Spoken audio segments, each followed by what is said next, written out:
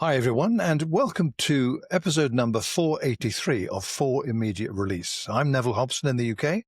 And this is Shel Holtz in the US. If you manage a brand today, here's a scenario you actually have to plan for.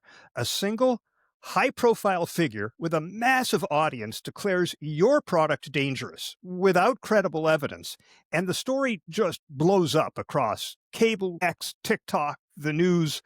This is not a hypothetical. That's where Tylenol found itself after President Trump asserted that acetaminophen taken during pregnancy can lead to autism. The claim doesn't hold up to scientific scrutiny, but it did what these claims always do. It spread, it stuck, and it spooked people. So what do you do when your product is suddenly the villain of the day? The Darden School at the University of Virginia framed the choice starkly. You can keep your head down and hope the cycle moves on, or you can push back fast, clearly, and repeatedly.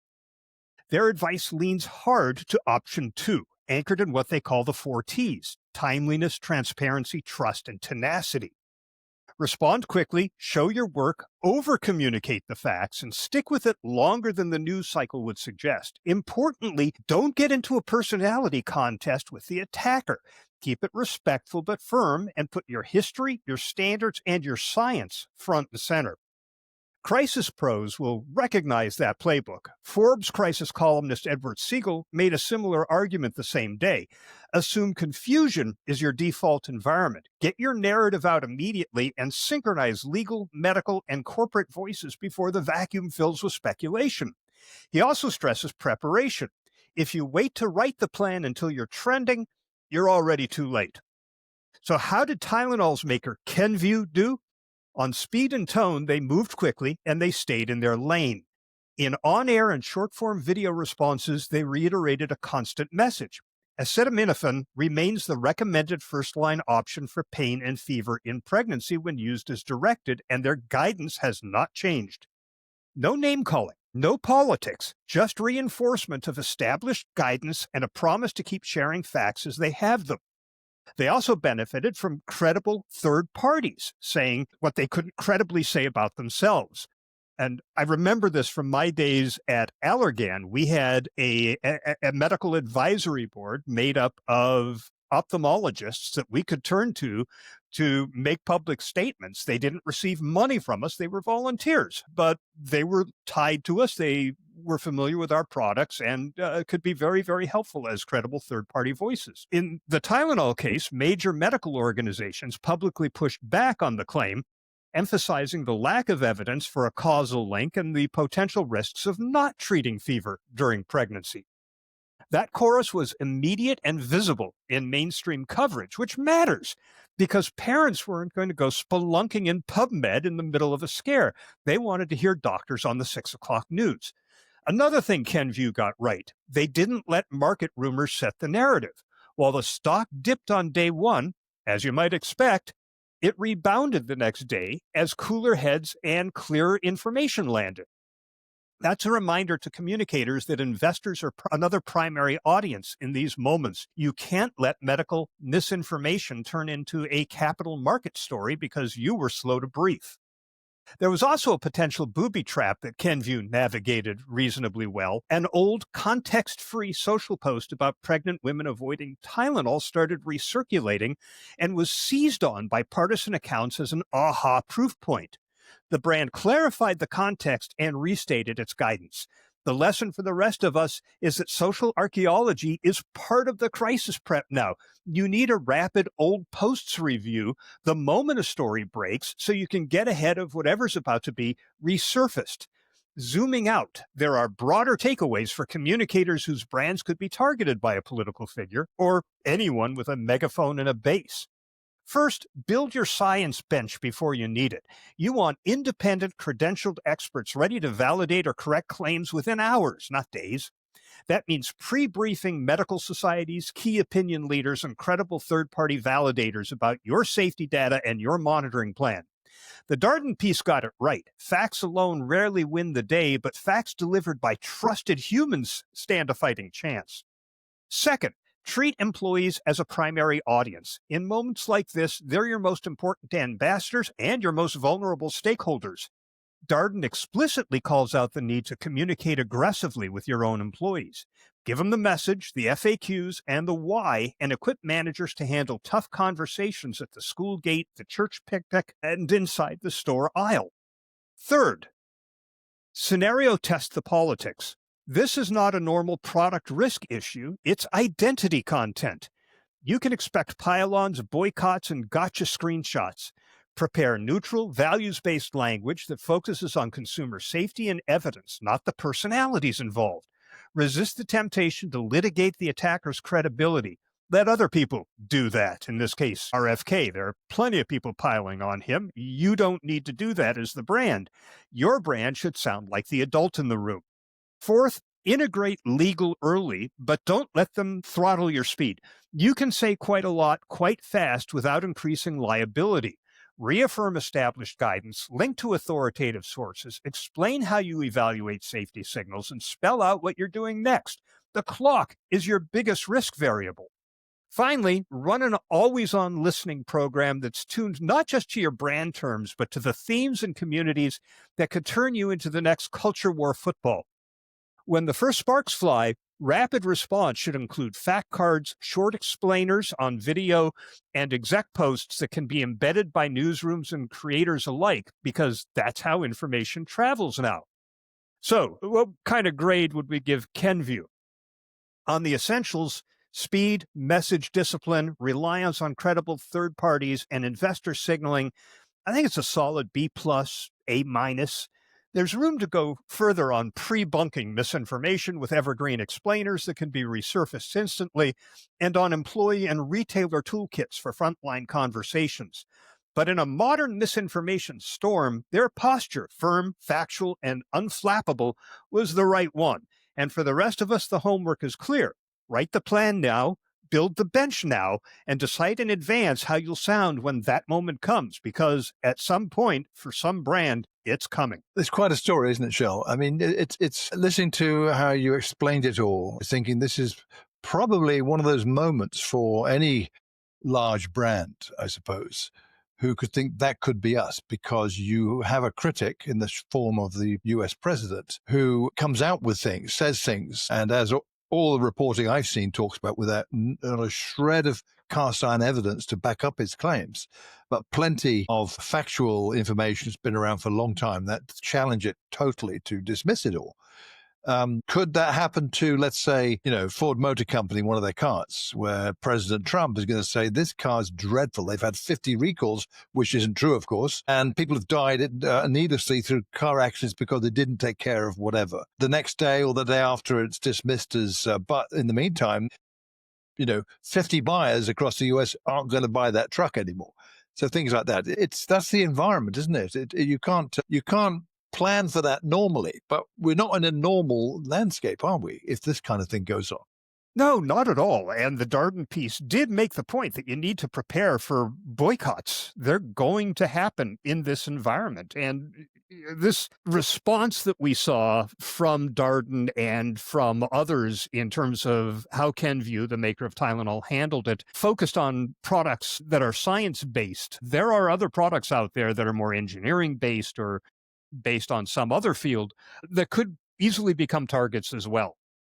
And we talk about Trump with this type of behavior. But remember, this is something that his Secretary of Health and Human Services presented to him, that he then presented. And I think what you're going to see in the post-Trump Republican Party is respect for his playbook. And you're going to see this kind of behavior continue under a prospective President Vance, for example, or at the state level with governors. And I don't want to limit this to the political right. I mean, people who see this working on the extreme left could end up employing the same tactics. You can't look at this as a communicator, as a political thing, even though that's exactly what it is, which is why the advice from Darden, which is exactly what Kenvue did, was don't engage at the political level, engage at the scientific level, engage at the fact level, but stay away from pointing fingers or getting into a one-on-one argument with a political figure. The difficulty, though, particularly in the United States, I would say, Shel, though, is that we're at a moment where everything is polarized completely. And so you're out there with facts, scientific evidence, the works. And there is this group over here who've got their spin on the facts, and they've got loud voices, and a lot of people listen to them. Potentially, I would argue, inclined to listen to that kind of denial, like the anti-vaxxers and all these conspiracy theorists. So it would bring out those kinds of people, in which case it's almost like you're damned if you do, you're damned if you don't. If you don't say anything, you're damned. And if you do say anything, you're damned. But I think that that's the additional challenge. And I would say you still got to go out there with factual, scientific backed information or whatever, as advised by the folks you've been quoting. But it's not a pretty place to be a player in, because it could go horribly wrong. Your attention is on you no matter what. And is it your story that people are paying attention to, or the other guy's story? Or is it a big question mark? People start then questioning all the scientific evidence, which has already happened with this.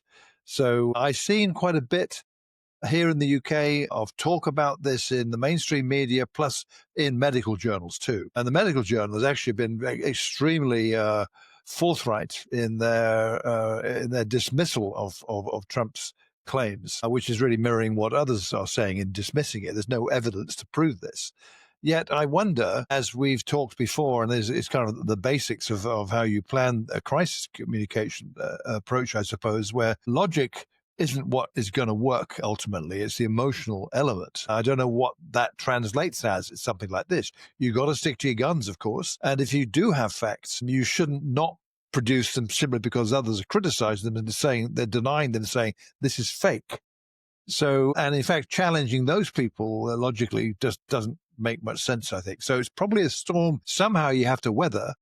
And I think there are examples you've mentioned already on how you would do that. But I think you would likely be wise to assume or to say that we need to look at the worst case scenario here, not the best case scenario. What's the worst case that could happen? That it turns into a complete trashing of your company and all your brands, for instance. And there's fake evidence being produced all over that. Yes, it does kill people if they take your product, this kind of thing. So it's not an enviable place, but that is the landscape, isn't it? With regard to almost anyone with a brand and a good news story or making a product that's beneficial to people, there are people coming out of the woodwork who have all sorts of things to say to trash what you're doing and the fact that your product is not safe at all. It's a hell of an environment, Shel. That's a fact. It is, but it's the environment we're living in. So being prepared, I think, is critical these days. I didn't check, and I probably should have. When Tylenol was owned by Johnson & Johnson, they had a credo. It was 4 stakeholder audiences in the order that the company prioritized them, and patients were first. And you may remember, of course, this is not the first crisis that Tylenol has faced. Back in the 80s, there was the product tampering in the Chicago area that led to several deaths. And even though we tend to look at this now a little more idealized than the response actually was, it's still a case study that is taught in business schools everywhere, that they eventually pulled the product nationally, even though there was no evidence that there were any tampered products outside of the Chicago area. And their public statements were that we're doing this because our credo says that we put patients first and we're not willing to put anybody at risk. The shareholder, by the way, was last on the credo list. I think it was employees were second, the communities in which they operate were third, and shareholders were last. And their philosophy said, if we take care of the first 3, shareholders will be just fine. And in fact, when they reintroduced Tylenol, it was with a safety cap that they innovated. And that led a lot of customers of other pain relievers to switch to Tylenol because their product didn't have a safety cap. By the time the competition caught up and developed their own safety caps, these were all now Tylenol customers. So the shareholders ended up just fine. And I like that approach. But the point is that what they ended up appealing to, even though they might not have characterized it this way, was the emotions of the public is, oh, they care about us. And I think as long as you can maintain that emotional connection, that we care about you, not just putting out scientific data. And I think this is where a lot of that third party comes in. These people want women to suffer with fevers and pain. during pregnancy when there is no evidence that taking Tylenol will hurt. I'm waiting for that first report of somebody who would not take Tylenol, developed a fever and died or miscarried or what have you emerges. You know the media is going to be all over that when it happens. So again, there's so many dimensions involved in preparing yourself. The nice thing about this story that I don't think Kenvue had to worry about was a lot of the third-party reporting. You saw the doctors that the cable networks typically go to when there's a medical-related story, and they were so contemptuous of this report that anybody who's watching, and of course the wrong people weren't watching, but you didn't need to hear from Kenvue in order to understand that this is bunk. I mean, it was third parties who made the point that autism existed before Tylenol did.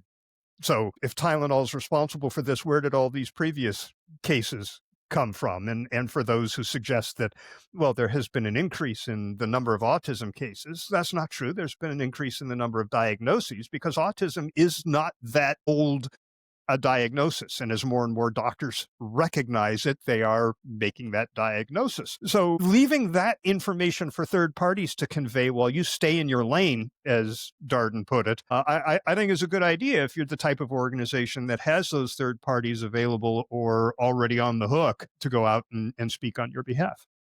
Yeah, I think one other thought that one of the links you shared is an Adweek report that Yahoo News reported. That the headline says it all, really. Tylenol is just the latest brand Trump has picked a fight with.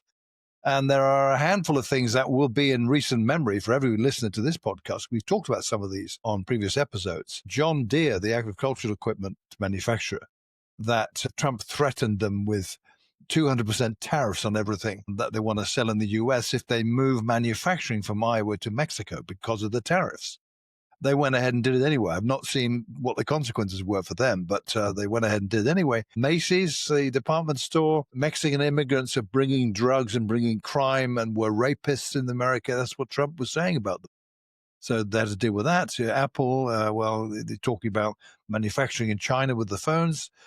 I know we're discussing now Boeing. He talks about them. Jaguar cars. He had strong opinions about their new logo and rebranding. Extraordinary for a politician. Never mind someone who's the president of a country with those kind of opinions. But he's a different kind of person. And I guess the latest probably.